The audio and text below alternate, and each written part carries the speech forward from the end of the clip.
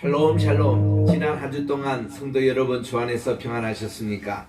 오늘은 우리 새해 들어서 두 번째 맞이하는 주일입니다. 2022년 1월 9일 주현절 세 번째 주일 예배로 하나님께 영광 돌리겠습니다. 433장 다 같이 일어나셔서 주님께 찬송으로 나아가겠습니다.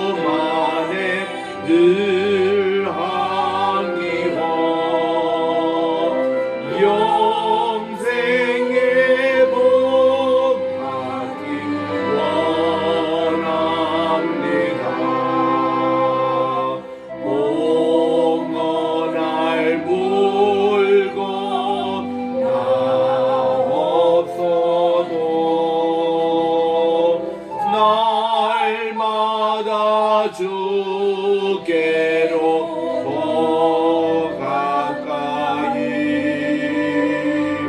내 죄를 주께 하고니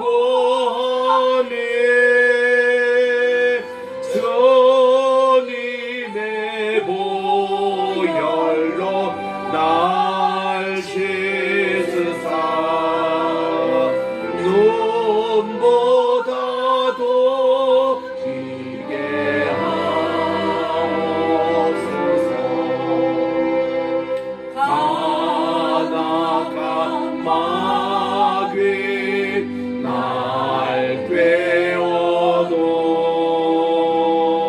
주 예수 앞으로 더 가까이 속한 그 허영신 고주한 생각을 다 버리니 정결한 마음 내게 늘 주소서. 내가 살 동안에 주께로 날마다 더 가까이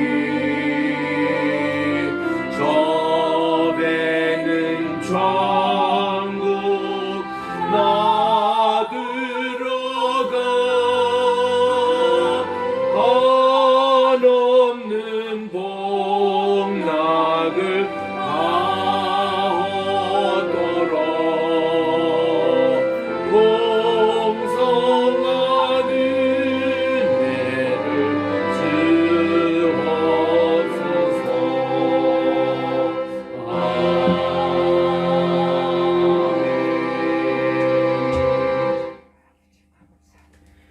그러나 더욱 큰 은혜를 주시나니 그러므로 일러서되 하나님이 교만한 자를 물리치시고 겸손한 자에게 은혜를 주신다 하였느니라. 그런즉 너희는 하나님께 복종할지어다. 마귀를 대적하라. 그리하면 너희를 피하리라. 하나님을 가까이 하라. 그리하면 너희를 가까이 하시리라. 죄인들아 손을 깨끗이 하라. 두 마음을 품은 자들아 마음을 순결하게 하라. 아멘. 만복의 근원이 되시고 만왕의 왕이 되시며 만주의 주가 되시는 존귀하신 하나님 아버지께 영광과 존귀와 찬송을 세세 영원 무궁토록 돌려드립니다. 거룩하고 복된 이 시간에 주님 앞에 정한 장소에 정한 시간에 나와 예배를 드리오니 이 예배를 받아주시고 삼위일신 하나님 이 자리에 강림하셔서 하나는 은혜와 축복 내려 주시옵고 예배 순서마다 성신님께서 주관해 주시옵기만을 예수님의 이름으로 기원드리옵나이다. 아멘. 주보에 있는 공동 참회기도 다 찾으셔서 함께 주님 앞에 기도하겠습니다. 시작. 사랑과 은혜가 풍성하신 하나님, 새해는 날마다 주님께 더 가까이 나아가기를 원합니다. 말씀과 기도와 경건의 생활로 거룩성이 회복되기를 원합니다. 온전과 성숙으로 주님께까지 자라기를 소원합니다. 지난주 동안 지은 죄들을 회개합니다. 악인의 꾀를 쫓고 죄인의 길에 섰으며 오만한 자리에 앉았습니다. 이웃을 내 몸처럼 사랑하지 못했습니다. 서로에게 감사하며 존경하며 이해하지 못했습니다. 자비의 주님, 저희들을 용서해 주소서. 저희가 주님의 권능을 믿고 삶을 바꾸고 자신을 새롭게 하게 하소서.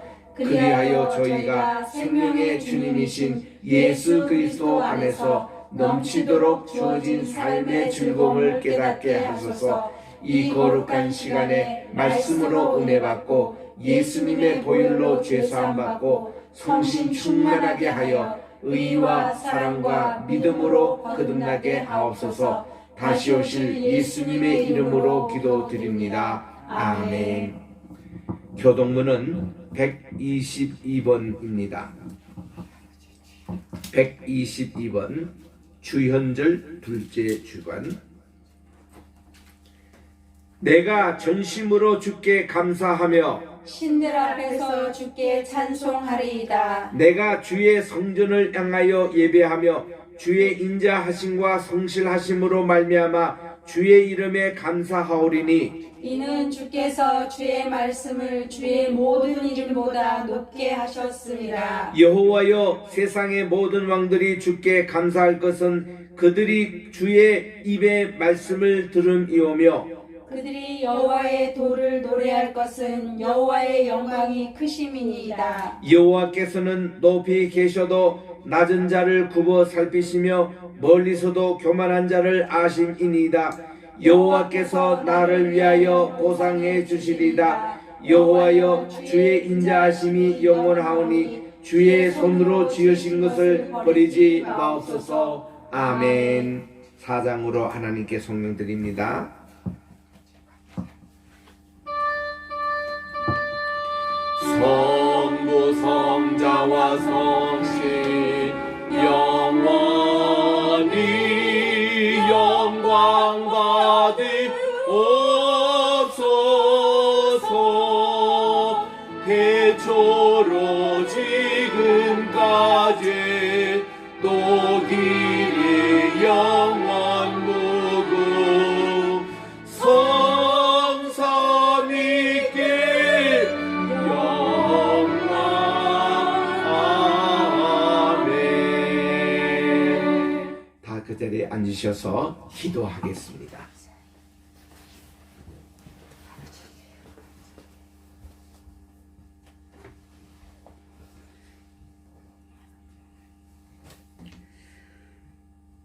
언제나 저희들의 보호자가 되시어 늘 저희들을 이끌어 주시며 사랑으로 지켜주신 아버지 하나님, 어수선한 가운데에서도 저희들을 보호하여 주시고 저희들의 의식주를 다 해결하여 주시며 저희들을 지켜주신 참으로 좋으신 아버지 하나님, 오늘도 이렇게 주님께 영광 드리며 찬송 부르며 예배 드릴 수 있는 귀한 시간 허락하심을 감사합니다. 아멘. 지난 한 주 동안 저희들은 아버지께 얼마나 많은 실망을 주며 또 세상 속에서 어떻게 살았습니까?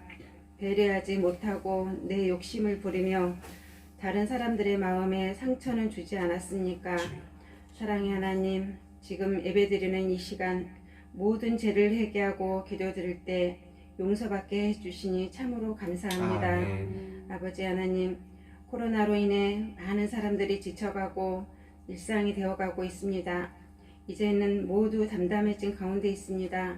하루빨리 종식되어 제 자리로 돌아갈 수 있도록 하시고 아버지. 또한 아버지 하나님 간절히 바라옵기는 얼마 남지 않은 이 나라의 대선을 앞두고 있습니다. 그런데 국민을 대표하며 나라를 대표해야 하는 사람들이 서로 상대방을 비방하며 국민들을 실망시키고 그 실망을 쌓고 있습니다.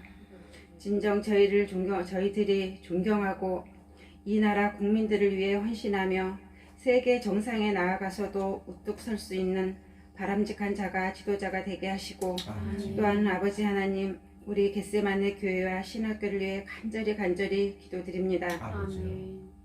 주님의 말씀을 공부하며 세계로 뻗어나가는 겟세마네 신학교와 교회에 주님 귀하디 귀한 장소를 달라고 오늘도 변함없이 저희들이 한마음 한 목소리로 구하오니 채워주시옵시고 말씀 증거하시는 우리 사랑하는 목사님 언제나 건강을 지켜주시고 오고 가는 모든 곳에 주님 함께 동행하시어 함께 하실 줄 믿습니다. 이 시간 함께 예배드리는 주님의 귀한 자녀들에게도 주님께 간구한 기도를 응답하시고 물질적 경제적 어려움이 절대 따르지 않도록 주님 도와주시옵소서.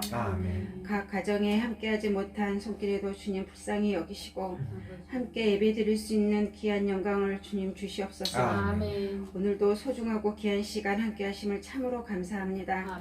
새로 시작되는 한 주 동안에도 주님 저희들을 인도해 주시고 다시 이렇게 한 자리에 모여서 영광의 예배 드릴 수 있음을 믿으며 감사하고 고마우시고 사랑이 많으신 우리 주 예수님의 이름으로 감사하며 기도드립니다. 아멘.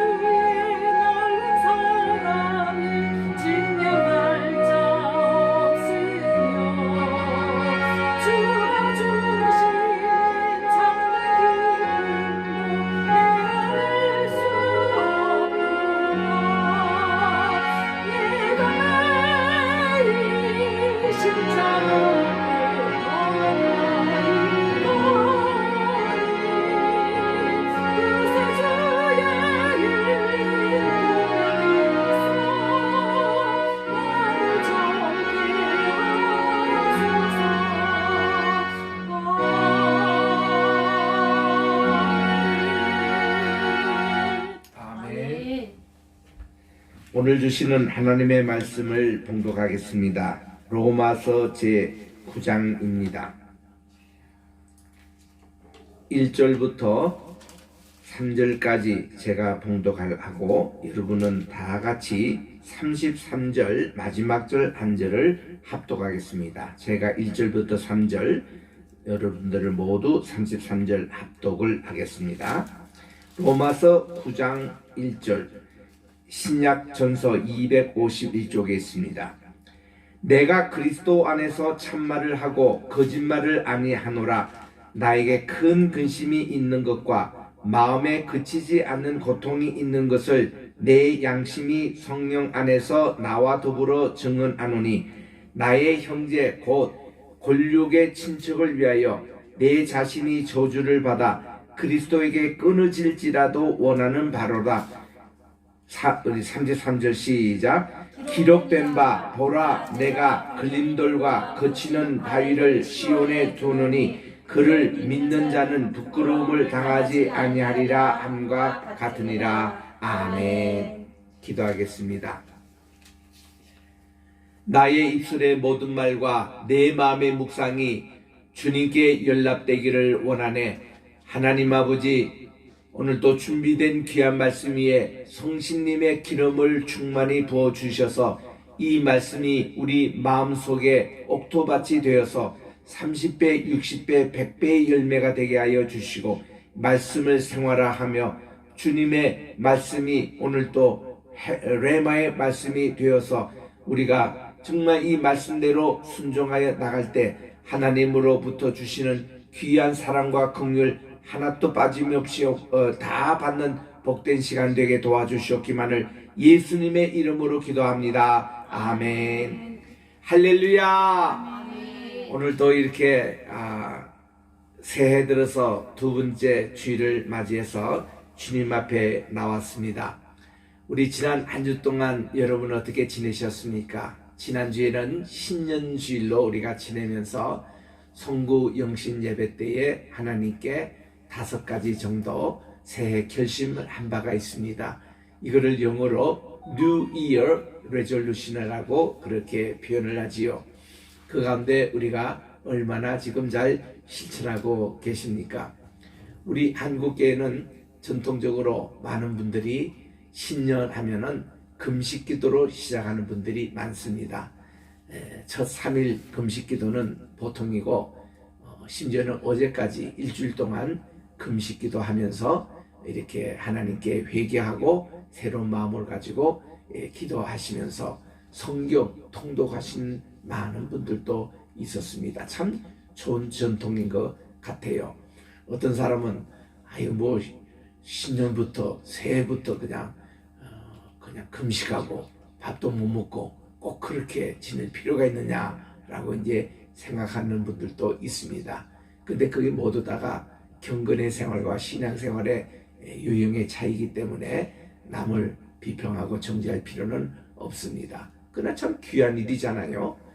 그리고 또 어떤 분은 작심삼일이라고 참 성경 통독한다고 시작해놓고는 3일도 안 돼가지고 벌써 중단하는 분들도 계시는 것이 있습니다. 그래서 이게 새해 들어서 한 주간이 지났습니다마는 참 우리는 어떤 생활을 해오는가, 이것이 이제 이 앞으로 우리 남은 1년 내내 우리의 모습이 될 텐데, 좌우지간 우리 교회는 원래 표어를 하나님께 더 가까이, 이 제목을 가지고 시작을 했습니다. 우리 보니 시편 73편 맨 끝절 28절에 보니까 하나님께 가까이 됨이 내게 복이라, 그렇게 말씀하셨습니다. 우리는 하나님께 가까이 하는 것이 참 복이다. 오늘 우리 예배 부름에서도 낭독을 했습니다마는 야고보서 5장 8절에 보니까 하나님께 가까이 하라. 그러면 하나님이 너를 가까이 하시리라. 이렇게 말씀을 하고 계시는 것입니다. 네덜란드에 그 수상도 지내셨고, 네덜란드에 가면 유명한 자유대학이라는 게 있습니다. Free University. 그걸 세웠던 분이 아브라함 카이프라는 우리 칼빈주의 목사님이 계세요. 이 분은 신칼빈주의의 아주 지도자이신데, 이 아브라함 카이프가 가장 좋아하는 좌우명이 바로 이 시편 73편 28절이라는 말씀입니다. 하나님께 가까이 함이 내게 복이라. 이것을 평생 붙들고 살아가신 분입니다. 얼마나 참 귀한지 몰라요. 금방 우리 불렀던 찬송가 430장 귀하신 주여 날 붙드사, 날마다 내가 주님께 더 가까이 가기를 원합니다. 참 이 찬송은 우리 교회에서는 20년 동안 지금도 새벽 기도 때마다 부르는 귀한 찬송입니다. 우리가 주님께 늘 가까이 가는 삶이 얼마나 귀한지 모릅니다. 저에게 신앙에 많은 영향을 끼쳤던 외조부가 계십니다. 외할아버지시죠. 경북 안동에서 태어나셔서 거기서 돌아가신 분입니다. 이 할아버지께서는 마펫 선교사님, 우리나라 초창기 선교사님이죠. 평양신학교를 세우시고 그분에게 직접 전도를 받으신 분이에요. 그래서 신앙생활을 열심히 하시면서 사실 뭐 그 당시에 참 할아버지께서 태어나실 때가 19세기이셨는데 그 뭐 한글을 제대로 깨우치셨나요? 성경을 읽기 위해서 한글을 배우셨다는 겁니다. 그리고 찬송을 부르시고 평생 동안 아침 저녁으로 부르신 찬송가가 내 주를 가까이 하게 함은 십자가 짐 같은 고생이라 내 일생 소원은 늘 찬송하면서 주께 더 나가기 원합니다. 언제나 그 찬송을 즐겨 부르셨습니다. 저희들이 오래간만에 외갓집에 가잖아요. 할아버지 하고 저희들이 뛰어갑니다. 그러면 우리 할아버지는 인사도 안 하시고 인사도 받지도 않으시고 그냥 우리 손을 덥적 잡으면서 예배 시작합시다 하고는 사도신경 암송하시고 그리고는 꼬깃꼬깃 있던 때 묻은 성경책 조그마한 포켓 성경책을 꺼내셔서 사도행전 한 장을 쭉 읽으시고 그리고 이 찬송을 하시고 주기도문으로 다 예배를 마치고 나서는 어이구 너희들 많이 컸구나. 그래 교회는 다 잘 있냐? 어머니 아버지 잘 계시느냐? 이러고는 이렇게 안부를 물으세요. 그래서 참 내 그 할아버지 너무 존경스러운 할아버지예요. 그래서는 늘 이렇게 밤밀에 어둑어둑 되면은 우리 외갓집에 사랑채 방이 여러 개 있는데 그 할아버지 계시는 사랑채에 화로가 놓여 있습니다. 거기 이제 화로에 숯불에 고구마도 있고 알밤도 있고 해서 구우면서 할아버지가 성경 얘기를 들려주세요. 요셉의 얘기 들려주시고 다니엘 얘기 들려주시고 예수님 얘기 들려주시고 바울 얘기 들려주시고 얼마나 구수하게 재밌게 하시는지 그렇게 성경 말씀 드린 것이 지금도 귀에 쟁쟁합니다. 이 할아버지께서는요 자녀들 저희 외삼촌도 계셨고 저희 어머님 계셨는데 뭐 가족이 별로 없는 거죠. 근데 저희 어머님은 목회자 사모라고 폐를 끼친다고 늘 저희 집에 오셔도 그 먼 거리 오셔서도 일주일도 안 돼서 그냥 가십니다. 목회자의 집에는 이렇게 오래 있는 게 아니라고 폐를 끼친다고 하시면서 그리고 저희 삼촌네도 그 좀 이렇게 병세가 계셔가지고 좀 이렇게 할아버지 모시기가 힘드는 그런 부분도 있었습니다. 근데 우리 할아버지는 자발적으로 나는 평생 그저 교회에서 산다. 그리고서는 안동중앙교회 거기 뜰에 오막집을 짓고 뽕밭이 우리 성경에 보면은 이제 그 니누에서 우리 전도했던 우리 요나처럼 거기에 우막집을 짓고 거기서 사셨어요. 컴플이라고 이거를 심으셔서 그거를 이제 하시고 평생 이분이 그 안동 중앙시장에 나가셔가지고 그 당시는 주산이 있었습니다. 주산 깨진 걸 가지고 그걸 정교하게 해서 수리하세요.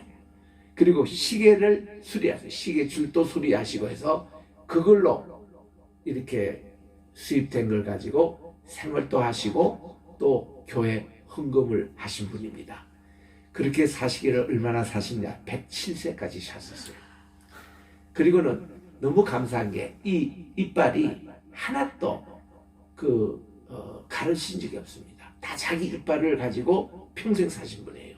임플라 한도 것도 없고 비결은 뭐냐? 소금이시더라고. 할아버지는 항상 이 주머니에 하나는 소금 주미를 차시고 하나는 헌금 주머니를 차세요.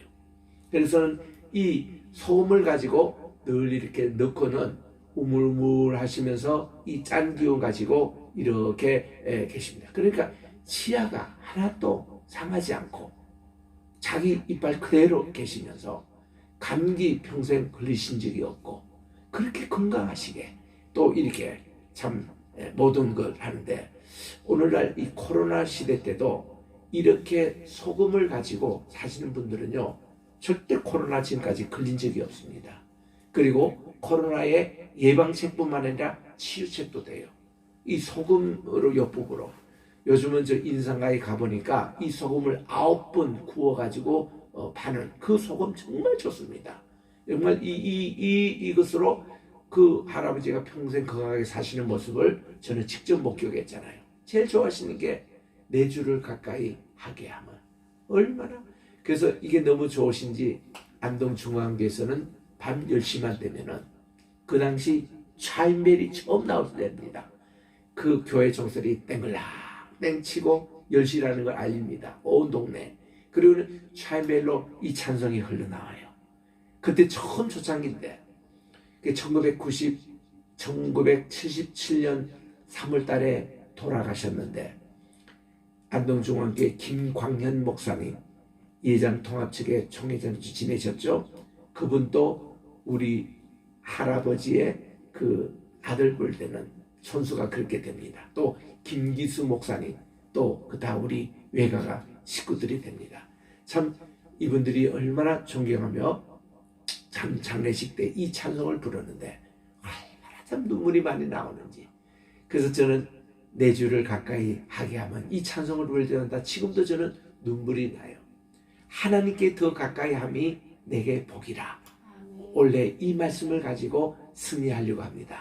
날마다 주님께 더 가까이 나가시는 올해가 되시기를 꼭 여러분 기억하시고 주님께 성화 생활을 하시기 바랍니다. 오늘은 우리가 그 로마서 9장에 강의할 차례입니다. 로마서 9장, 10장, 11장 이 석장이요 이스라엘 구원을 위한 그런 참 대목입니다. 얼마나 귀한지. 자 보세요. 내가 그리스도 안에서 진실을 말하고 거짓말을 하지 아니하노니 나의 양심이 성령님 안에서 나를 증거하는데 내 마음에는 큰 근심과 그치지 않는 슬픔이 있다는 거죠. 이것이 혹시 나중에 바울이 얘기했던 대로 내게 정말 육체 찌르는 가시가 있어 이거를 좀 없애달라고 3번 간절했던 그 가시가 아닌가라고 해석하는 분들도 있습니다. 이 근심이 뭔가 하니 내 동족 구원을 위한 것입니다. 내가 이스라엘의 구원을 위한 것이라면 내 자신이 그리스도로부터 저주를 받아도 내가 좋겠다 하는 이런 아주 강조를 하고 있는 말씀인 거예요. 예전에도 우리 모세가 그 백성들이 불뱀에 물려가지고 이렇게 죽어갈 때에 하나님 저 백성을 살려주십시오. 저 백성 대신에 내 이름을 차라리 생명책에 지어주십시오라고 기도한 적이 있지 않습니까? 민수기 21장에 보면은 그런 심정과 같이 이 바울도 내가 그리스도에게 저주를 받을지라도 나는 우리 동족 이스라엘을 구원됐으면 좋겠다. 이건 이제 하나의 반어법이고 강조법입니다. 뭐 실제로 자기가 무슨 뭐 저주를 받는다거나 자기 이름이 생명책에 지어진다거나 이런 뜻이라기보다도 이만큼 간절하게 기도한다는 내용인 것입니다. 사실 우리가 알려지기로 바울 선생님 하면은 그는 이방인을 위한 사도다 이렇게 우리가 인식이 흔히 되고 있습니다. 맞습니다. 제1차 예루살렘 회의에서 또 그렇게 결정을 됐고 또 사도행전 15장에 보면 그렇게 됩니다. 그러나요 사도행전 9장 15절 말씀을 자세히 읽어보니까 그것만 또 아니더라고요. 바울이 이방인을 위한 그런 사도가 아니라 이렇게 9장 15절에 보니 하나님께서 다마색 아나니아에게 설명하기를 소개하는 겁니다.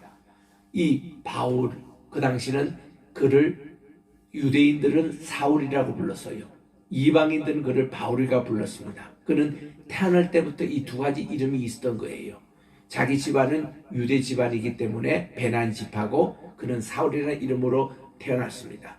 그런데 그는 집 밖에만 나가면 헬라 문화권이었어요. 그 당시 그가 태어났던 다소라는 것은 길리기아 지방의 수도였습니다. 여기가 얼마나 유명한 곳이냐면은 그 당시 클레오파트라가 안토니우스 장군과 함께 여기서 연애를 했던 곳이 그의 고향 다소입니다. 거기에 가면 그 기념비도 동상도 이렇게 있어요. 그만큼 유명한 도시였습니다. 나가면 그의 이름이 바울이에요. 왜냐하면 이중 문화권에서 사는 사람은 사울이라는 이름이 헬라권에 없기 때문에 그 이름 발음하기가 쉽지 않습니다. 그래서 이렇게 이중 이름을 그렇게 가졌던 것입니다. 헬라식 이름은 바울이었고, 그리고 그의 본래 히브리어 이름은 사울이었습니다. 그러니까 유대인들 권역에서는 그를 사울이라고 불렀지만 이방인들은 그를 바울 불렀던 겁니다. 그래서 사도행전에도 보면은 13장 9절 거기에 보면은 하나님이 사울이라고 하는 바울이 그 얘기부터 나오면서 그 이후로는 다 바울로 그렇게 이제 표시가 되고 있습니다. 언제까지? 그가 예루살렘에 다시 돌아와서 법정에 설 때는 사도행전 22장부터 26장까지 그가 법정에 서는 얘기인데, 그때는 유대인들 사이에는 또 사울이라고 이름을 부릅니다. 이 두 가지예요. 절대로 무슨 사울이 변하여 바울이 됐다, 아니에요. 본래 그 이중 이름이 그랬다는 겁니다. 이중 문화권 속에서 다 그렇게 삽니다. 그때에 아나니아 선지자에게 바울에 대해서 하나님께서 소개하기를, 그는 나의 이름, 예수님의 이름을, 첫째는 이방인들, 젠탈, 그리고 왕들, 킹스, 그리고 children of Israel, 이스라엘 자손에게 전하기 위해서 나의 택한 그릇이라고 이렇게 소개하고 있습니다. My chosen vessel to spread my name to the Gentile, the kings, and the children of Israel. 이렇게 됩니다. 그러니까 바울은 이방인 선교 맞아요. 그러나 모든 왕들, 세상의 모든 지도자들에게 그가 예수님의 복음을 전하기 위해서 태어났습니다. 또 children of Israel, 이스라엘 자손에게도 복음을 전하기 위해서 택함을 받았다. 이거 잊지 마셔야 됩니다. 그래서 우리는 흔히 바울은 무슨 이방인들만의 사도냐? 절대 그런 아니에요. 주님이 직접 아나니아에게 설명하시기를 그는 이방인뿐만 아니라 모든 왕들과 모든 이스라엘 자손에게 그렇게 되는 겁니다. 그래서 바울은 어디 지방이든지 전도할 때 그가 첫 번 전도했던 것이 이스라엘 사람을 먼저 전도한 겁니다. 뭐 그가 데살로니가 갔을 때도 그랬고, 빌립보 갔을 때도 그랬고, 베레아 갔을 때도 그랬고, 아테네 갔을 때도 그랬고, 고린도에 가서도 그가 제일 먼저 만난 사람이 누구였습니까? 유대인들이었습니다. 유대인 회당부터 먼저 가요. 회당이 있으면은. 그러면 회당이 없으면은 시내가에 갑니다. 빌립보 같은 데는. 내가에 가면은 유대인들이 회당이 없는 마을에서는 기도처, 예배처가 안식일 아침에 가보면은 내가에서 거기서 예배를 드렸습니다. 이게 그발강가에서 포로 생활 때에 했던 그것이 회당 예배 시작이 됐기 때문에 그 전통이 내려온 거예요. 그래서 바울은 고린도에 가서도 누구를 먼저 만나가니 이제 로마에서 이쪽으로 쫓겨난 추방당한 유대인이 있었습니다. 자기하고 업이 같았습니다. 천막을 만드는 업이 같았습니다. 이들의 부부를 만나서 전도를 해가지고 교회가 시작이 됐지 않습니까? 고린도에서도 그분들이 아굴라와 브리스기라라는 이 부부입니다. 이렇게 가는 곳마다 그가 유대인들 동역자들이 그 교회의 기초가 된 것을 볼 수가 있습니다. 그래서 이 바울은 동족 그 위에서 복음을 전하는 것 굉장히 그가 강렬했습니다.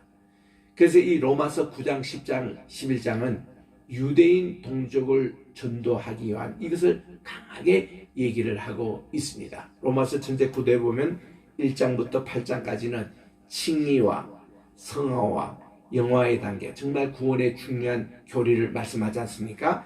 그리고서는 9장에서 11장이에요. 이스라엘 구원에 대한 얘기와 그리고 12장부터 16까지가 윤리에 대한 부분이 나옵니다.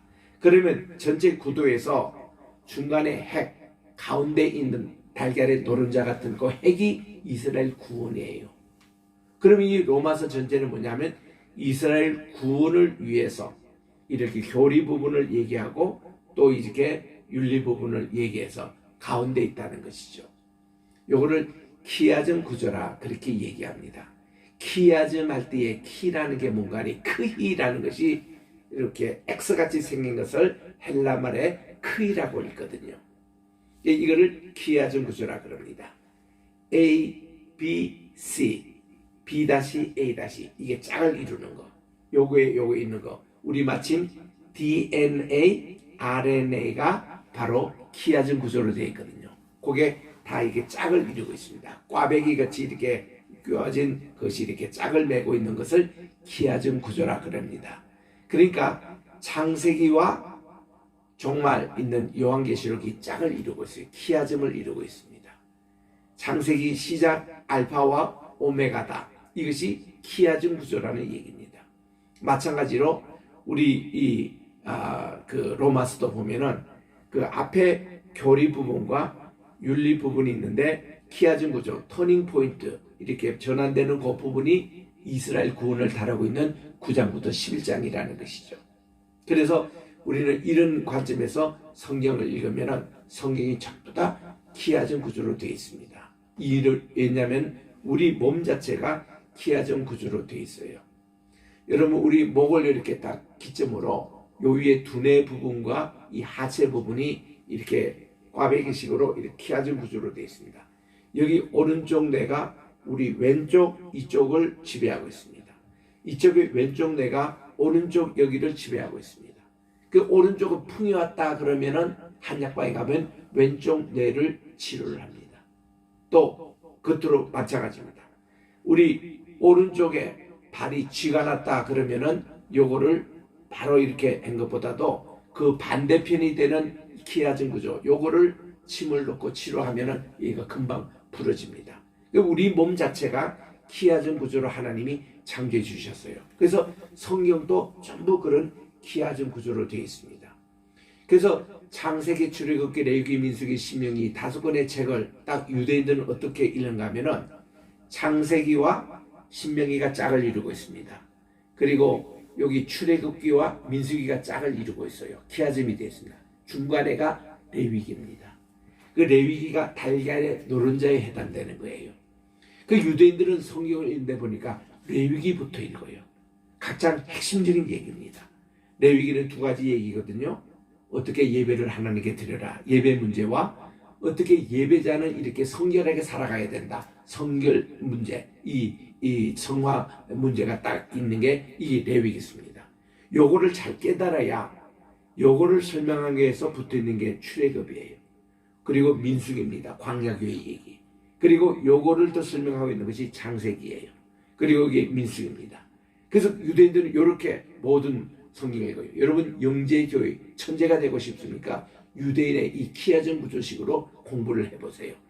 가장 그 핵심되는 내용들을 먼저 깨닫고 요거를 설명하기 위해서 요것을 깨닫는 이런 공부가 키아즘 구조예요. 제가 하버드 대학에 갔을 때 내 반에 2명 유대인 청년이 있었습니다. 근데 이 친구들은요 필기를 안 해요. 안 하는데 시험 칠 때 보면은 100점을 받아요. 그래서 내가 그 친구에게 물었습니다. 아니 자네는 무슨 필기도 내가 하는 거 별로 못 받고 뭐 이거를 가지고 메모하는 것도 없는데 어떻게 그렇게 하냐 했더니 자기들은 교수님 강의를 딱 거들으면 두뇌에다가 다 필기를 한다는 거예요. 어떻게 하느냐고 했더니 나중에 들어보니 이 키아즘 구조예요. 딱 교수님의 핵심적인 것을 딱 찾아가지고 요것을 가지고 교수님이 요거를 설명하기 위해서 요것도 얘기하고 요거를 보충하기 위해서 이런 거를 다 깨고 있는 거예요. 그러니까 이들은 키아전 구조식으로 딱 교육을 받으니까요. 이것이 오래 기억이 되고 잊어지지 않고 이래서 성경을 암송하고 또 하나님 말씀을 암송하고 이런 원리를 저는 거기서 직접 보았습니다. 그리고 나서는 창세기 속에 있는 키아전 구조 이거를 나르시스라는 교수님이 강의를 하시는데 얼마나 창세기 속에서도 전부 다 이게 키아즘으로 연결돼 가지고 하나님 말씀이 다 체계가 이루고 있는 것을 알게 됐고 성경 전체 그리고 유대인들은 구약밖에는 안 하니까 신약은 안 하잖아요. 그래서 제가 거기서 신약도 키아즘 구조를 다 찾은 겁니다. 그래서 제가 성경 66권에 있는 전체를 키아즘으로 해가지고 이게 패스스쿨 목회자 학교에서 지금 강의하고 있는 거예요. 우리 신학교에서 강의하고 있습니다. 여러분 이거 공부 한번 해보세요. 너무 좋습니다. 원래 또 신년 들어서 우리 성경 공부 여기저기서 많이 하잖아요. 고지도 맞이 하잖아요. 키아즘 구조식으로 성경을 한번 공부해 보세요. 너무 좋습니다. 그래서 이제 여기에 보면은 바울 사도께서 이 이스라엘 구원에 대해서 얘기하고 있는 이 9장, 10장, 11장 요게 노른자가 돼가지고 키아즘 구조로 로마서를 공부해야 된다라고 주장하는 분이 백석대학에서 우리 부총장 하셨던 김진석 박사님, 지금은 은퇴하시고 필라델피아에 가 계시면서 가끔씩 한국에 나오십니다. 이분은 이렇게 주장을 해요. 이분은 알리아 운동이라고 이스라엘로 이제 이스라엘 백성들을 겉으로 돌아보내는 그 운동에 아주 기수가 되고 있습니다. 이거를 이스라엘 포럼이라 그래요. 이스라엘 포럼이라고 여러분들 인터넷 치면은 홈페이지가 다 나옵니다. 김진석 박사님. 그분 주장은 뭔가니 아예 이 로마서 9장, 10장, 11장을 쓰기 위해서 로마서를 썼다는 거예요.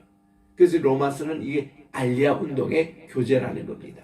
그래서 앞에 있는 그 교리 부분을 얘기한 것도 이스라엘 구원을 결국 얘기하는 그 부분이고 우리 이제 9장 여기 3절부터 읽었습니다만은 11장 26절 이때 가보면은 이런 말이 나오잖아요. 이스라엘 온 백성들이 다 구원을 얻게 되겠다는 거예요. 그래야 이 종말이 오겠다는 겁니다. 그래서 이 종말의 마지막 현상은 지금은 유대인들이 예수님을 메시아로 받아들이는 게 한 15% 이거를 메시아닉 주라고 그러는데 그밖에 안 됩니다만은 이제 말세가 가까울수록 더 많은 유대인들이 주민으로 돌아온다는 거예요. 그래서 마지막에 그 대환란을 끝나고 나서 천년왕국이 시작될 때에 온 이스라엘이 구원을 얻게 될 것이라는 이런 것까지 여기에 로마서에 기록이 되어 있는 겁니다. 그래서 굉장히 그래서 요즘 우리 한국에서는요 이스라엘을 위한 기도회가 여기저기서 많이 생기고 있습니다. 우리 온누리 교회에서 열심히 했거든요.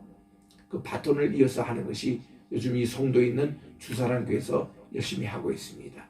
또 뿐만 아니라 우리 분이엘 교회라며 우리 이 겟셋마네 교회도 첫 번째로 이 세계 선교가 시작된 것이 바로 이스라엘 위한 기도회로 시작이 된 거예요. 33년에 이제는 34년 전이라고 할 수 있죠. 여기에 보면은 왜 그런가 하면 저는 이제 그 당시에 이스라엘 고고학을 공부를 했고 또 고대 근동학을 하고 해서 우리 학과목에 이스라엘 가서 거기에 이제 고대 근동 땅 발굴하고 그거 해야 됐습니다.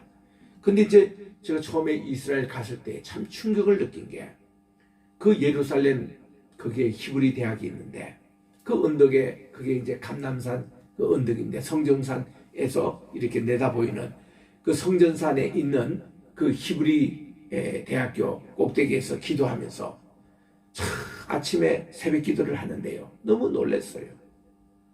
그 거룩한 성전 이 예루살렘에 하나님의 말씀이 선포돼야 되고 하나님을 영화롭게 해야 되는데 아침부터 말이죠. 아산이라는 게 울려요. 여러분 아산 아시죠? 이스라엘 국가에 가시면요. 그들은 5번 하루에 기도를 하는데 첫 번 기도 새벽 한 5쯤입니다. 이때 이거 깨우는 것이 아잔이에요. 코란경이 막 나옵니다. 아침부터 예루살렘에 충격을 받았어요. 이런 모습이 예수님이 어릴 때 자라신 나사렛 동네도 그랬고 이스라엘에서 제일 기독교 인구가 많다는 하이파가 저 갈멜 산지에서 저 한국 쪽 지중해 한쪽으로 내려오는 그 한국 도시인데 거기도 마찬가지고 부월셰바에 가도 마찬가지고 그래서 거기서 제가 하나님께 무릎을 꿇고 기도한 거예요. 하나님 이 거룩한 이 성지 순례라고 우리가 왔고 이 성지를 찾아 이거 왔는데 이게 홀리랜드가 아니라 이게 뭡니까? 이스라엘 나라가 됐습니까? 이 홀리 다시 좀 회복할 수 있는 이것을 위해서 기도합니다 라고 시작된 것이 우리 게세마네 교회예요. 그 이름도 게세마네. 예수님께서 최초로 신학을 시작을 하셨고 예수님이 최초로 제자들을 가르치셨고 제자들의 발을 씻기시면서 정말 교훈을 가르치신 그 게세마네 동산 거기서 기도할 때에 주님이 세우신 게세마네 정신을 이어가지고 세계 선교하면서 정말 이 복음 정말 우리 예수님께서 가르쳐주신 그 순수한 내용들을 이렇게 전한다고 해서 우리가 이 게세마네 선교회가 시작이 된 겁니다. 그래서 이제 이것이 이스라엘 위한 기도였다는 거예요. 그래서 이제 이스라엘 백성들이요 하나님의 부름을 받고 그들이 이제 이 가나안 땅을 차지하면서 거기 이제 홀리랜드로 만들었지 않습니까? 근데 이스라엘이 하나님께 예배를 등한시하고 또 하나님의 말씀을 잘 지키지 못했습니다. 여러분 오늘도 본문 말씀의 4절에 한번 보세요. 4절에 보면은 거기에 유대인의 특징이 나옵니다. 그들은 이스라엘 사람인데 그들에게는 7가지 특징이 나와요. 양자됨이 있었습니다. 영광이 있었습니다. 하나님의 언약들을 맡았습니다. 율법을 주셨습니다. 하나님을 섬김, 이거는 예배입니다. 예배가 있었습니다. 약속들이 있었습니다. 그들은 선민입니다. 이 7가지의 선물을 이스라엘에 미리 받은 특징이 있는 거예요. 그러니까 이들은 우리 신앙의 선배들입니다. 모든 예수님의 제자들이 다 유대인들이었습니다. 그래서 5절에 보니까 조상들도 그들의 조상이며 육신으로는 그리스도께서 그들에게 나셨으니 그분은 만물 위에 계셔서 영원히 송축 받으실 하나님이시라 아멘 하고 우리 이방인이나 우리 유다인이나 다 하나님의 자녀라는 것을 여기서 강조하고 있고 우리 다 예민이라는 것입니다. 그런데 이제 오늘날 많이 설명되고 있는 알리야 운동이라는 것이 어떤 거냐면 알리야라는 뜻이 뭔가니 상승하다 올라가다 이런 뜻이에요. 히브리 말로 올라간다 할 때 알라라고 그렇게 얘기합니다. 그저 이 이스라엘의 알라신 그거 말고 이 알라라는 말이 올라간다 이런 뜻이에요. 우리 하나님께 제물을 바친다 할 때 히브리 말 이거로 올라라 그럽니다. 올라 하나님께 올려드린다. 우리 한국말하고 비슷하죠. 그래서 이런 올라 알 이랬는데 이스라엘의 제일 대표적인 항공기 이름이 엘알입니다. 엘은 뭔가니 뭐뭐를 향해서 알은 뭔가니 위로 이런 뜻이에요. Toward upward라는 것 위로 향하여 이것을 엘알 항공이라 그래요. 그리고 알리야 하면은 올라간다라는 뜻입니다. 그게 이스라엘 백성들은 초막절을 끝나고 혹은 이제 불임절 끝나고 아니면은 유월절 끝나고 그들이 마지막 기도가 뭔가니 내년에도 이맘때 우리가 예루살렘으로 올라갑시다. Let us go up Jerusalem next year. 이런 것이 기도문 끝에 나와요. 거기서 알이란 말이 나왔습니다. 우리 올라간다. 항상 보면 어디든지 수도를 중심으로 올라간다는 표현을 씁니다. 우리 서울이 수도다 그러면은 다 부산에서도 올라간다라는 걸 쓰지만 옛날에 평양에서도 서울 할 때는 서울로 올라간다. 수도가 그렇습니다. 뭐 고려 때는 개성이 우리 수도였고 또 평양이 우리 고조선 때는 수도였고 수도를 향해서 그렇습니다. 이 가까이 강화도에 가보면은 강화도 분들은 이런 표현을 해요. 인천으로 내려간다라는 표현을 씁니다. 또 인천 분들은 강화도로 올라간다는 표현을 씁니다. 왜냐고요? 옛날에 강화도가 고려 때에 임시 수도한 적이 있습니다. 왕이 거기에 거주해서 통치한 적이 있어요. 임시 수도였습니다. 여기 인천에도 보면은 미추홀이라는 게 있죠. 옛날 백제 수도였습니다. 이런 수도하는 곳에는 전부 다 올라간다는 표현을 써요. 지형에 관계없이 동서남북 관계없이 그게 알입니다. 알리야 운동이라는 그 뜻이에요. 예루살렘으로 올라간다 그런 뜻입니다. 이게 반대가 디아스포라예요. 유대인들이 흩어졌거든요. 전 세계로. 이 디아스포라인데 구약시대 때 보면은 우리 구약 개론 시간에 강의하는 내용인데 이스라엘 백성들이 3번 디아스포라 됐다는 거예요. 바벨론 포로로 잡혀갔을 때 3차례로 그렇게 했습니다. BC 605년에 잡혀갔고 또 BC 587년에 잡혀갔고 그리고 이제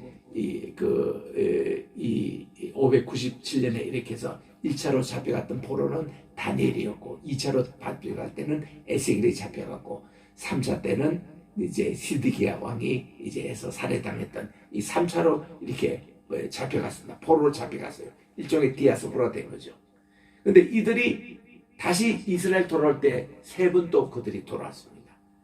고레스 왕의 칭제, 그래서 스룹바벨 총독으로 인해서 538년에 그들이 1차 돌아왔고 두 번째는 에스라 때에 2차 포로가 돌아왔고 3차 때는 느헤미야 때에 3차 포로가 돌아왔습니다. 그래서 3번 디아스포라 됐다가 3번 알리야 운동, 이 예루살렘을 돌아온 것이 3번에 걸쳐서 있었습니다.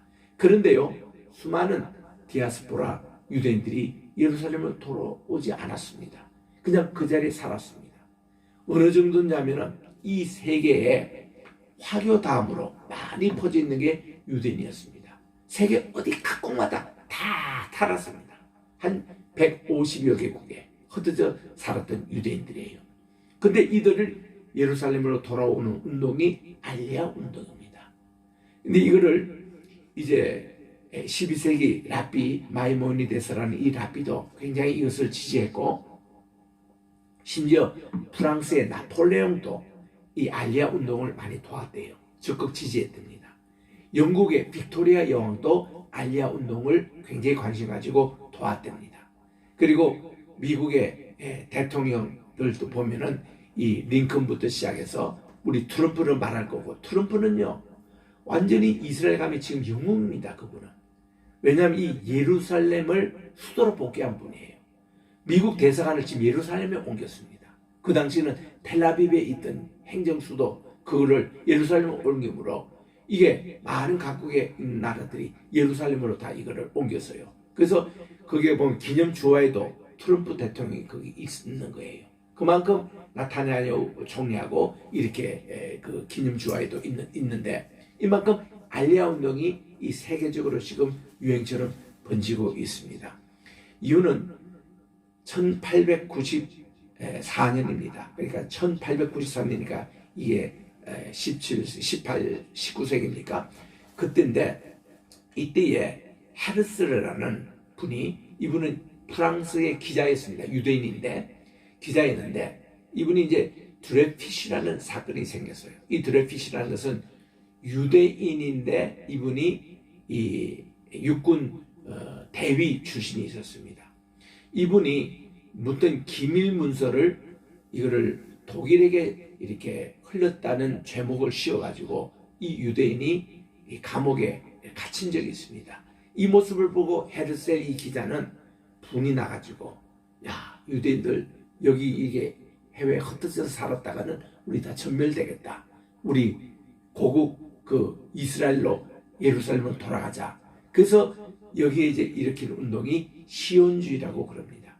이 시온주의가 이런 이스라엘로 향해서 우리 독립국가를 건설하는 운동으로 그렇게 했는데 이것이 그가 시작된 지 1899년에 시작했어요. 이거 언제 결실을 맺은 거 아니? 거의 50년 후인 1948년 5월 14일 날 결실이 맺은 겁니다. 그 당시만 해도 이 이스라엘 지역이 오스만 터키가 지배하고 있었는데 그들이 그 다음 이제 영국 영어로 바뀌었잖아요. 영국으로 1917년 1차 대전 말기 때에 이스라엘 팔레스타인이 영국 영어로 들어갔어요. 그래서 1917년부터 48년 독립하기까지 영국 영어가 있었는데 그게 이제 2차 대전 후에 이게 이제 독립이 돼가지고 그렇게 해서 이 시온주의 운동이 열매를 맺어가지고 이 알리야 운동이 그때부터 지금까지 계속 되고 있는 겁니다. 그래서 이제 러시아에서 박해받던 유대인들이 유럽도 가고 또 미국도 많이 갔는데 이스라엘로 많이 왔어요. 그 예전에 이걸 처음 알리아 운동 시작될 때 그때 유대인들이 얼마나 살았가 하면요. 2만 명밖에 살지 않았어요. 이스라엘에. 50만 팔레스타인 인구가 돼 2만 명이 아주 소수였습니다. 그런데 이런 알리아 운동으로 인해서 지금 얼마나 사는가 하면은 570만까지 유대인이 올랐습니다. 지금은 알리아 운동으로 말미암아 650만 명이 지금 살고 있어요. 전 세계에 얼마냐? 1800년 유대인들이 흩어져 있습니다. 아직도 3분의 1밖에 그것도 돌아가지 않았습니다. 그러나 그 나머지 인구도 이제 다시 고토 이스라엘로 돌아가자 운동이 이게 알리아 운동이에요. 그래서 여러분들도 우리가 이스라엘 위해서 기도하실 때에 이 기도와 함께 우리가 참 이스라엘 포럼 우리 많이 우리가 지원해야 되고 참 이 운동을 우리가 적극 우리 이게 다 성경적인 근거가 있는 겁니다. 자, 7절에 보니까 또 아브라함의 씨라 하여 다 자녀가 되는 것이 아니기 때문이다. 이삭에게서 난 자만이 나의 넷이라고 불리리라. 아브라함 가족이라 다 이게 씨가 되든가요? 아브라함의 첫째 낳은 이스마엘 그는 약속의 자녀가 아니기 때문에 이 반열에서 떨어졌습니다. 또 아브라함의 후처가 있었어요. 그두라라고. 아브라함이 137세에 10년 아래인 자기 부인 사라가 돌아가셨습니다. 사라는 이삭 딱 한 명 놓고 돌아가셨어요. 합법적인 아들은 이삭 하나밖에 없었을 때입니다. 이분이 돌아가시고 나서 그두라라는 첩을 취했는데 이분을 통해서 6명의 아들을 더 낳습니다. 여러분 이거 보면은 사라가 90세까지 아기를 못 낳았잖아요. 이게 아브라함의 책임님입니까? 사라의 책임입니까? 이거를 시험한 것이 뭔가 하니 사라가 아브라함이 이제 자꾸 나이가 드니까 어느 날 86세 되는 남편에게 당신 내가 보니까 내게 문제가 있는 것 같은데 당신 혹시 우리 집에 있는 저 하갈 여종과 한번 이렇게 씨바지 돼가지고 아기를 한번 낳아보라 하니까 아기가 생기는 거예요. 이스마엘이 생기는 거예요. 그럼 누가 문제입니까? 사라가 문제 아닙니까? 아브라함은 아기를 낳을 수 있었어요. 그리고는 하나님께서 아브라함에게 또 13년 후에 아기를 주시는데 그때 하나님께서 약속의 이 어머니가 되는 사라에게 아기를 가질 수 있는 게 뭔가 하면은 결정적인 게 아브라함이 할례를 받을 때입니다. 할례를 딱 받고 나서 아기가 생긴 거예요. 그러니까 하나님이 원하시는 것은 원죄를 하나님이 정리하시고 새로운 피로 이 약속의 자궁에 하나님이 이 씨를 주실 때 할례였습니다. 그래서 이제 이스마엘이 태어났잖아요. 그리고 이제 127세까지 사라가 살고 돌아가셨는데 그때 아브라함이 137세인데도 다시 또 세 번째 이 아기를 가지기 시작하는데 6명의 아들을 더 낳은 거예요. 근데 그 모든 아들들이 다 뭔가니 약속의 자녀는 아니었어요. 하나님께서 약속의 자녀는 이삭 하나밖에 없는 겁니다. 그래서 이스마엘을 비롯해서 후첩에서 낳은 6 아들 모두 7 아들은요 오늘 다 아랍 사람들이 된 거예요. 약속 자녀에서 그런 뜻입니다. 이게 8절에 이는 육신의 자녀가 하나님의 자녀가 아니요 오직 약속의 자녀만이 시로 여김을 받는다는 것입니다. 9절에 보니 약속의 말씀은 이뿐 아니라 리브가도 한 사람 곧 우리 조상 이삭에게 의하여 잉태되었는데 이삭 아직 자식들이 나지도 아니하였고 또한 무슨 선이나 악을 행하지도 아니하였을 때에 택하심을 따른 하나님의 목적이 이 행함에 의해서가 아니라 그분의 부르심에 있게 하려 함이라고 말씀을 합니다. 그래서 12절에 그녀에게 말씀하시기를 형이 아우를 섬기리라. 우리 그 창세기 25장에 보면은 이 하나님께서 이 사라에게 아내입니다. 리브가에게 이 비밀을 주셨거든요. 형이 아나라. 그리고 13절에는 기록된 바라는 것은 말라기 1장 3절을 얘기합니다. 거기에 보니 내가 야곱은 사랑하였고 에서는 미웠다는 것이 나오는 겁니다. 이게 왜냐하면 하나님의 선택된 예정에 의해서 우리 이런 말씀을 하고 있는 것입니다. 그래서 우리 하나님께서는 약속의 씨로 난 그런 이 이삭의 자손 이것으로 하나님의 구원의 역사가 계속 일어났다는 것입니다. 그래서 14절에서 18절에 보면 하나님은 공평하신 하나님이라는 거예요. 의로우신 하나님이라는 겁니다. 14절에 그렇다면 무슨 말을 하래요? 하나님께 무슨 불의가 있느냐? 결코 그럴 수 없다는 공평하신 하나님이라는 거예요.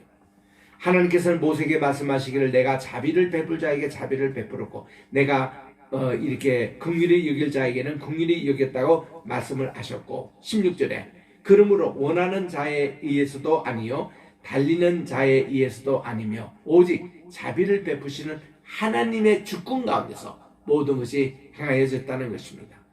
17절 성경이 바로에게 말씀하시기를 이 목적을 위하여 내가 너를 세웠으니 이는 내가 너에게 나의 능력을 보이고 또 내 이름이 온 땅에 선포되게 하려 함이라. 하나님은 이방의 왕이라도 바로라든지 느부갓네살 왕이라든지 헤롯 왕이라든지 그들을 통해서라도 하나님의 구원의 역사를 계속 이루어 간다는 것입니다. 그래서 18절에 그러므로 그분에게는 자비를 베푸는 자에게는 자비를 베푸시고 원하는 자를 완악하게 하신다. 이 바로 경우를 얘기합니다. 이렇게 해서 하나님의 주권적인 섭리가 다 이루어진다는 거예요. 그 다음 이제 19절부터 29절에 보면 하나님의 진노와 긍휼입니다. 19절에 내가 어찌하여 그분께서 여전히 잘못을 찾고 계시며 누가 그분의 뜻을 거역했냐 말하리라. 이 사람아 내가 다 도대체 누군데 하나님까지를 대꾸하느냐. 지음을 받은 것이 지은 분에게 어찌하여 나를 이렇게 만들었냐 말할 수 있느냐 하고 예를 든 것이 토기장이 예를 듭니다. 토기장이가 같은 흙덩어리로 하나는 귀히 쓸 그릇을 하나는 천이 쓴 것을 만드는 권한이 없느냐는 겁니다. 하나님의 이런 주권에 도전을 말해야 된다는 것이죠. 하나님 어떤 사람은 이스라엘 택하시고 어떤 사람은 이방인으로 왜 태어나야겠냐 그런 얘기도 함부로 얘기하지 말라는 겁니다. 하나님의 주권하게 있는 거예요. 23절에 보니까 영광에 이르도록 예비된 자비의 그릇에 대하여 그분의 영광의 풍요함을 알고자 하셨으니 그분께서 우리까지도 부르셨을 때 유대인들 중에서뿐만 아니라 이방인 중에도 불러주셨다는 것입니다. 자 보세요. 오늘날 지금 여기서 로마서는 이방인을 위한 교회에 대해서 하는 메시지입니다. 자 여러분들 보세요. 여러분들이 예수를 믿고 구원받는 수에 지금 차고 있는데 이 찬수는 뭔가 하면 이스라엘이 있어야 될 그 구원의 수가 이스라엘이 믿지 않고 완악되어 있기 때문에 그 수가 그만큼 비어있는 거예요. 이거를 지금 이방인의 수가 다 차는 겁니다. 그러니까 이방인의 수가 어느 정도 차면은 하나님이 유대인들도 마음을 풀어주셔서 구원에 참여하게 하겠다는 것이 하나님의 계획이라는 것을 여기서 이렇게 설명하고 있는 거예요. 잘 우리 새겨져야 합니다. 그래서 우리 11장에 가보면요 이런 얘기합니다. 우리의 뿌리는 유대인이라는 거예요.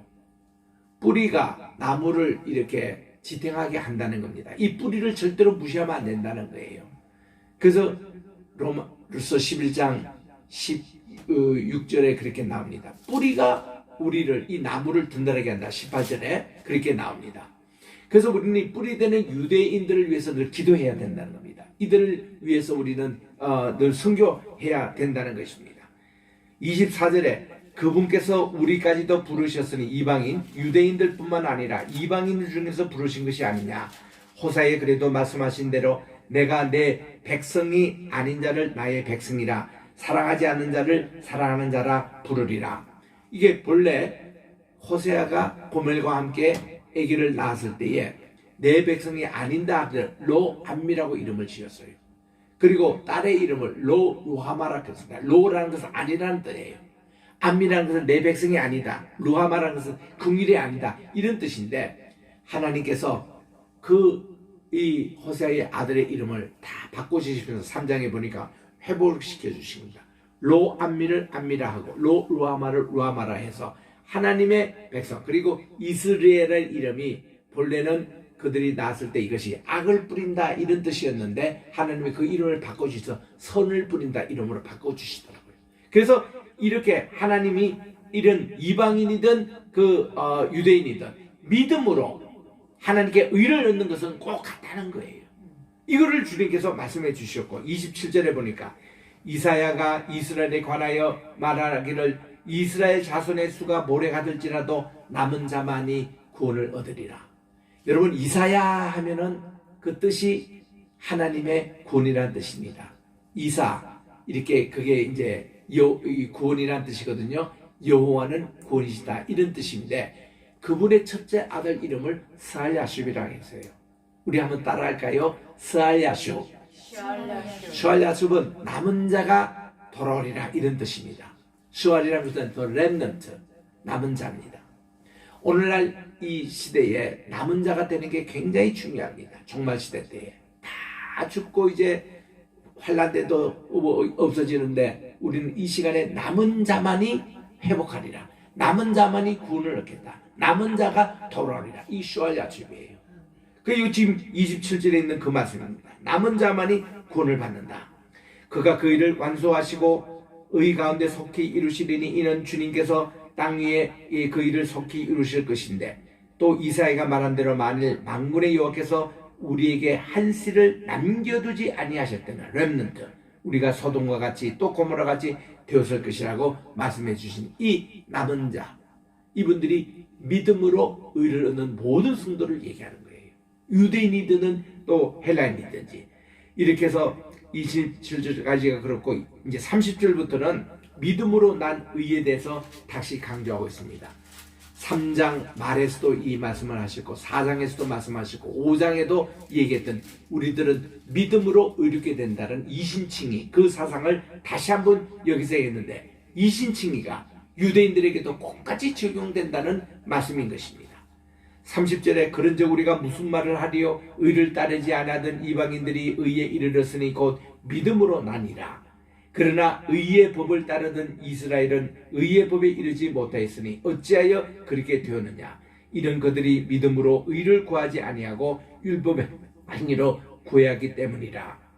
그들이 걸려 넘어지는 돌에 넘어진 것이라는 것입니다. 그러므로 보라 내가 시온에 걸려 넘어지게 하는 돌과 거치는 반석을 두노니 누구든지 그를 믿는 자는 부끄러움을 당하지 아니하리라. 제가 미국 처음 갔을 때요, 저는 이제 PCUS에 미국 장로교 소속된 듀뷰크 신학교의 풀 장학책을 받고 갔습니다. 그 당시 WARC에서 우리 대한민국 전국에 한 사람을 선정해서 풀 스칼랍십 줬어요. 비행기 항공료도 대주고 모든 등록비도 대주고 한 달에 그 도서비도 200불이나 대주고 기숙사비도 다 대주고 완전히 그냥 공짜입니다. 그리고 돈까지 막 더 주가면서 이런 좋은 장학금을 받고 제가 미국에 간 거예요. 첫날 수요일날 채플 시간인데 그때 채플 설교하는 분이 학생회장인 레리 랭던 목사님이었어요. 완전히 영화배우 같이 생겼어요. 키도 크고 이렇게 수염도 있고 선한 얼굴에. 이 목사님이 뭐라고 설명하냐니 스탬블리 블락 오와 스태핑 스톤, 이걸 가지고 이 본문 가지고 설교하시더라고. 이게 뭐가니 걸려 넘어지는 거치는 반석이 될 것이냐 디딤돌로 될 것이냐 이런 얘기입니다. 여기서 보니까 이게 한 반석을 두는데 어떤 사람이 이게 걸려 넘어지는 반석이 된다는 거죠. 이거를 헬라말로 스칸달리온이라는 거예요. 여기서 스캔들이라는 말이 나왔답니다. 이 스칸들이라는 것은 걸려 넘어진다는 뜻이에요. 그게 이렇게 돌이 있는데 이 돌을 넘어가지 못하고 피하지 못하고 이거를 걸려서 넘어지는 이거를 스캔달이라고 그래요. 스칸달리온. 그런데요, 어떤 사람에게는 이 돌을 가지고 딱 디뎌가지고 그 다음 단계에 내려가는 디딤돌 역할을 한다는 거예요. 그 당시 내가 영어도 확실히 못 알아듣는 때인데 그 얘기는 알아듣겠더라고. 스탬블링, 넘어지게 하는 블락, 이게 그런 걸림돌이냐 아니면 스태핑, 하나의 그 다음 스텝으로 가는 스태핑 스톤이냐, 이 두 가지. 여러분은 어떤 것이냐 이거예요. 어떤 사람이 이 복음이 걸림돌이 되는 사람이 있지만 어떤 사람에게는 많은 분들이 예수님이 그 다음 단계로 넘어가는 스태핑 스톤이 된다는 거예요. 이 두 가지 어떻게 은혜를 받는지 몰라요. 그분이 나하고 같이 졸업을 했는데 졸업할 때 그분이 졸업상을 받았습니다. 나는 성적 우수상을 받았어요. 나 미국에 가자마자 올 A 맞고 미국 학생들도 부러워하는 올 A 맞고 내가 졸업을 한 겁니다. 그때 같이 우리 이 친구 상을 받았어요. 참 그 설교가 지금도 귀에 남습니다. 여러분들은 모든 일에 말이라든 행동이라든지 남에게 걸려 넘어지는 그런 역할, 스캔들 역할을 하느냐, 아니면 정말 디딤끝을 남에게 도와주고 그 다음 단계로 넘어가는 그런 내용이 되느냐. 이 말씀의 본문이 이것이었습니다. 사랑하는 성도 여러분, 우리가 정말 이스라엘의 구원을 위해서 간절히 기도해야 됩니다. 먼저 된 자가 나중 되고 나중 된 자가 먼저 된다고. 이스라엘이 우리보다 먼저 하나님을 알고 말씀을 받았지만 초림 예수님을 영접하지 않고 지금까지 있는 많은 유대인들이 있습니다. 절대로 저들을 포기하지 마시고, 정통 유대인들이고 저들도 예수 믿고 우리와 같이 다 구원을 얻는 여기에 여러분 꼭 기도해 주시기 바라고, 로마서 10장 11장 내용에서 계속 이스라엘 구원에 대해서 우리가 살필 것입니다. 기도하겠습니다. 하나님 아버지, 참으로 감사합니다. 우리 새해를 맞이해서 한 주를 지나고 또 이렇게 올해 내내 살아갈 동안 귀하신 주여 날 붙드사 날마다 주님께 더 가까이 가기를 원합니다. 내 평생 소원은 주님께 더 가까이 가기를 원합니다. 찬송가 있는 대로 주님께 더 가까이 하면 주님이 우리를 더 가까이 하신다는 말씀을 꼭 붙잡고 이 할례를 승리하게 도와 주시옵소서. 또한 우리 이스라엘 위해서 계속 기도하기를 원합니다. 주님의 뜻이 이스라엘, 온 이스라엘이 구원을 얻을 때 세상의 종말을 오리라고 말씀하신 대로 우리가 백투 제루살렘, 예루살렘으로 다시 재복음을 수출하고 이들을 향해서 기도하는 일을 쉬지 말게 도와주시고 하나님의 뜻을 이루어지게 도와주시옵기만을 예수님의 이름으로 기도드립니다. 아멘. 251장 찬송, 우리 구원에 관한 찬송입니다. 이 불을 쉬면서 준비하시는 거 하나님께 봉헌하겠습니다. 251장.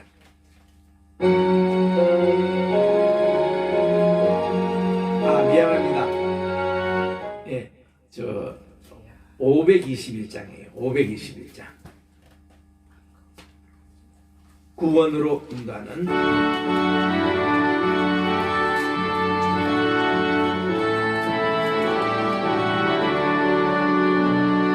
구원으로 인도하는 그분은 참 좁으며 생명으로 인도하는 그 길은 참 험하니 우리 몸에 지어있는 그 더러운 죄짐을 하나 없이 벗어놓고 힘써서 들어갑시다. 구원으로 인도하는 그 좁은 문 들어가 영생으로 인도하는 그 생명길 갑시다. 이 세상에 많은 사람 큰 문으로 들어가 넓은 길로 갈지라도 멸망으로 끝나니 세상 헛된 부귀영화 모두 내어버리고 주의 말씀 순종하여 그 생명길로 갑시다. 구원으로 인도하는 그 좁은 문 들어가 영생으로 인도하는 그 생명길 갑시다. 구원의 문 열렸으니 주의 공로 힘입어 주저 말고 들어가서 생명길로 갑시다. 구원의 문 닫힌 후에 들어가고 싶으나 한 번 닫힌 구원의 문 또 또 열려지지 않으리 구원으로 인도하는 그 좁은 문 들어가 영생으로 인도하는 그 생명길 갑시다.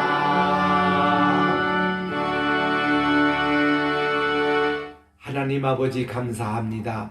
우리에게 구원의 문을 열려서 들어가게 하시고 구원받아 천국 들어가 우리 주님과 함께 천년왕국 새하늘 새 땅 또 이렇게 우리가 그 생활을 생각하니 너무나도 감사를 드립니다.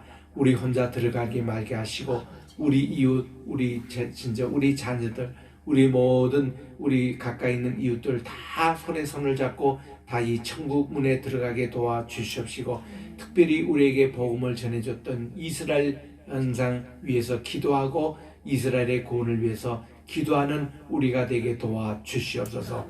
이제는 우리 주 예수 그리스도의 은혜와 하나님 아버지의 만극하신 사랑하심과 보혜사 성령님의 감화감동 충만하신 역사가 오늘도 말씀을 듣고 복음을 온 세계에 전파하고 특별히 이스라엘을 구원을 위한 그 일에 대한민국 구원을 위한 또 우리 모든 동족과 이방인들을 위한 구원에 우리가 힘써 나가는 우리 겟세마네 교회, 겟세마네 신학교, 겟세마네 세계 선교회가 되게 도와주시옵기만을 간절히 축원하옵나이다. 아멘.